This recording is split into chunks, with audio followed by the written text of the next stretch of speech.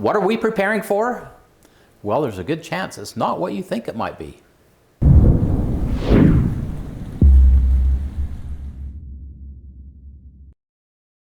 Hey, Provident Preppers, I'm Jonathan. And I'm Kylene. And one of our viewers recently asked us just what exactly are we preparing for?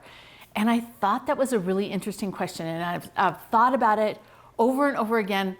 I thought, I think it probably isn't what he thinks it is. So we're going to do this a little bit differently because, like in everything in life, Jonathan and I, we think a little bit differently. We see things differently. So I'm going to go over my list first, and then John will give you his list. The first thing that I'm preparing for is actually a rainy day, so that we're prepared when things just don't go quite right.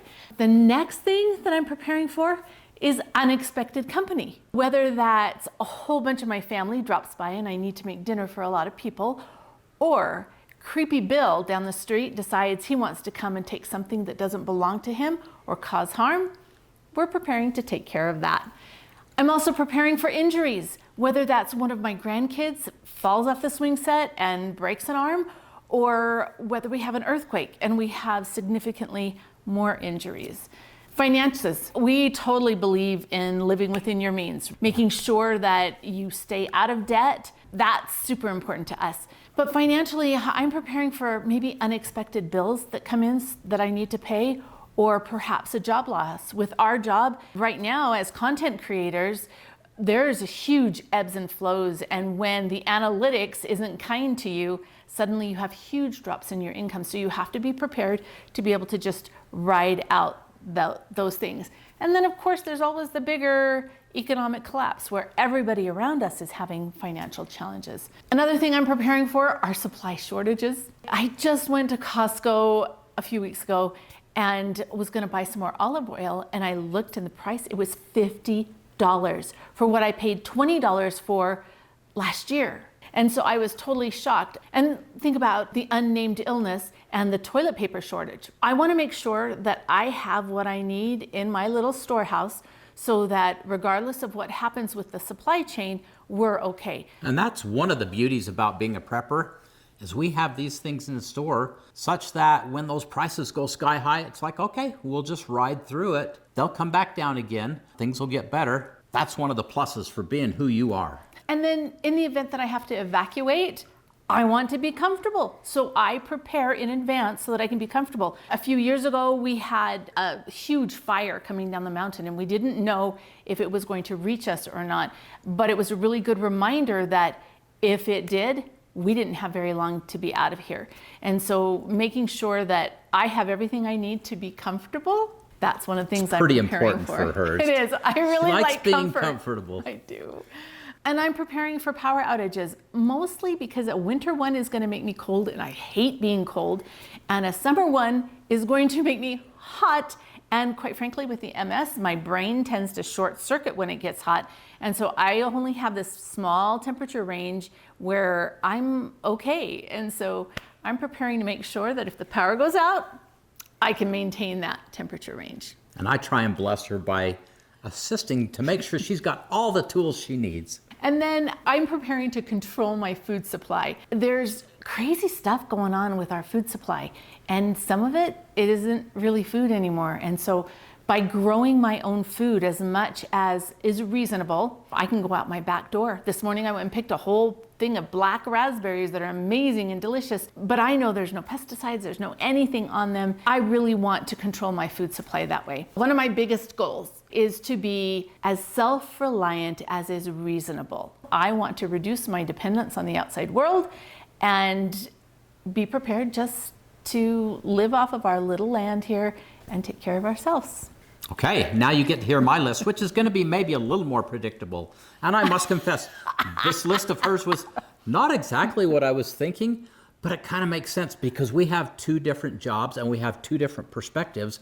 And hers is more of a short term, mine's more of a long term. Are you saying I'm a short-term thinker? Not necessarily. I'm just saying that a lot of what you do is very short term, and mine is more of a very long term. And I've started about 40 years ago, kind of looking at, okay, what are the threats that are that are real out there. Everything from nuclear war to financial dysfunction to pandemics, grid down. We're definitely moving in a direction where these things are more likely than they've ever been. These are the things that concern me a lot. And my job as a provider is to make sure that my family has what they need and that we are able to ride through these storms. And these storms are potentially longer term than, I mean, not necessarily, but I think in most cases, these are longer term than the unexpected company. Right. These are longer term things.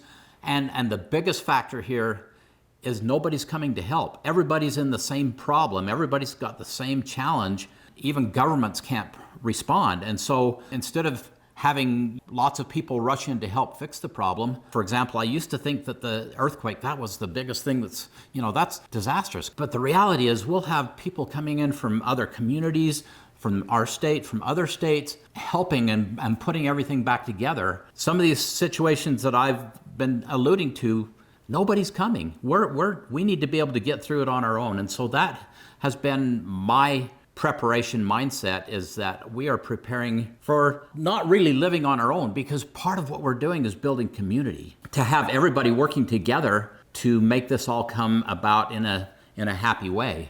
And my short-term thinking actually accomplishes some of your long-term goals. Oh, absolutely. Right, because my short-term unexpected company and doing things with our neighbors and the gardening and sharing and whatever, all of that builds community, which we desperately need. We desperately need it now, but in your long-term scenarios, it's going to be critical that we're able to interact with our neighbors and help each other. Another thing that we need to keep in mind here is, sometimes this just seems overwhelming, but if we break it down, it's very doable. And when we have community, it's very doable because everybody's got a different skill set. And as we pull all those skills together, things just go a whole lot better. So don't look at this from a mindset of fear. Look at this as something that we can all pull together and work on because we love each other, because we have families that we love. So we take the fear out of the equation, we take those small, steady steps, and we get to places where we're much better off. And as we prepare, remember that skills are so important. Develop those skills so that you can take care of yourself. Now for the question of the day. What are you preparing for? Do you have that written down? Do you have that in your head, what it is you're preparing for? Because we can't hit a target that we can't see. So share with us and with our audience. Let's all share our ideas and our thoughts and become stronger and better. And thanks for being part of the solution.